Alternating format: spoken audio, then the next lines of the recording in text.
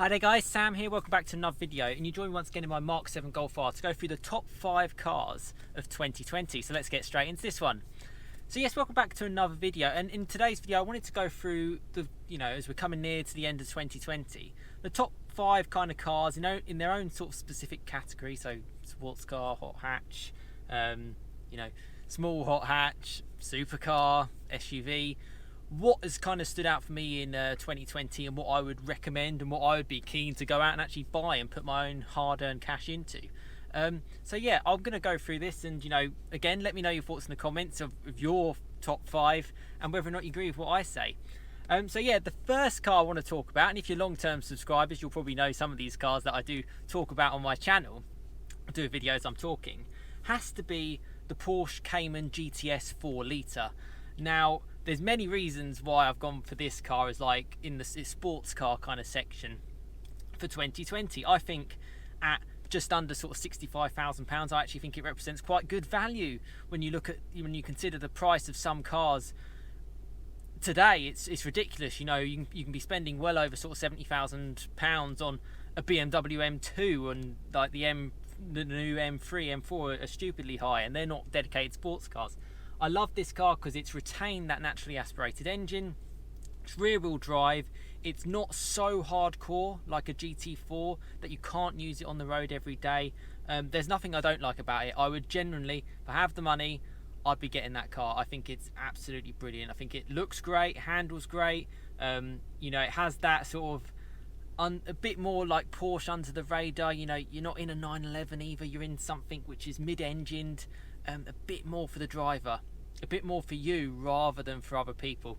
Although certainly if I did have one, I'd share it with you guys on the channel in that way. So that's certainly the number 1 car from this year that's really kind of taken, my kind of fancy. Now, I said I wanted to go through a few different categories, so this one's kind of like the SUV one, is the Porsche Macan GTS. Now, the reason why I've gone for the Macan GTS is simply because I think if you have to get an SUV, and so many people do, I do not think that there is a different car that you should choose in that sort of category. I don't think most people need anything bigger, personally. I think if you still want something that's quite sporty and handles great for an SUV, I think it's top of the tree. I think if you want something where your money's safe in a Macan and a Porsche, that's a great thing to go for. I think it still sounds great. I've spoken to Macan GTS owners on this channel, and I know it went to the 2.9 V6 from the Audi RS4. It packs a massive punch, sounds great. Perhaps not quite as great as the previous Macan GTS. This is the facelift one, which sort of came out recently. And it just kind of took my thought in 2020, that's the car which I'd be looking at. That's just for me, on sale this year kind of thing. So yeah, Macan GTS. And links above, and check out my channel for content on that. Now, unsurprisingly, the third one, which taking my top 5 of cars of 2020, is the Mark 8 Golf R. It's a VW, it's a Golf, it's got an engine which is tried and trusted. It hasn't got any hybrid complications or electric complications. You know what you're going to get. And yeah, with all the tech you could ever need from a Mark 8 Golf. So yeah, that was kind of an obvious one if you're familiar with my channel, the Mark 8 Golf R. So the next one that's kind of come up, my sort of 4th car, has to be the GR Yaris. Now, this is sort of like in the slightly cheaper hot hatchy type content. I mean, you can pick up this car for sort of less than £300 a month. It starts at around sort of £30,000, and if you put a few toys on it, it's the low 30s.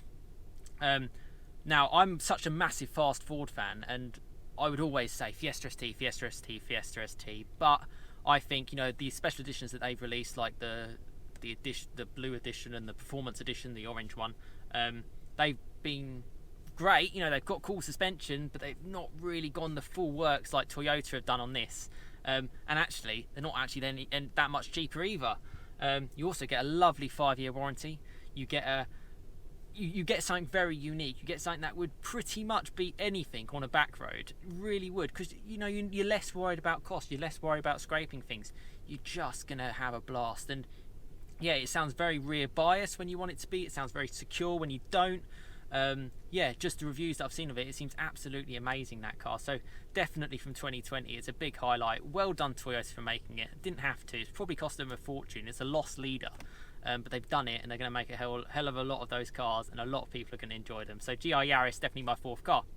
Now my fifth car, and it might be a little bit of a surprise to people. Now this car, I was thinking of a category where the supercar, the amazing car that would just be brilliant. Now this is just for me, in my personal opinion.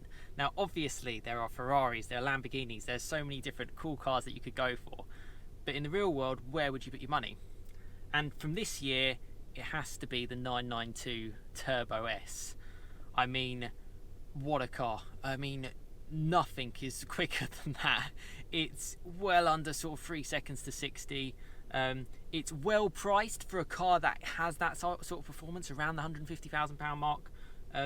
Again, subtle Porsche looks, strong residuals, strong reliability, practical even. You know, if you had 2 small kids, you could generally get them in there. Yeah, just an amazing feat of engineering where everything is going for electric. You know, they're obviously pushing with the Taycan and stuff like that as well. Turbo S for me in 2020 has just been, it's great to see.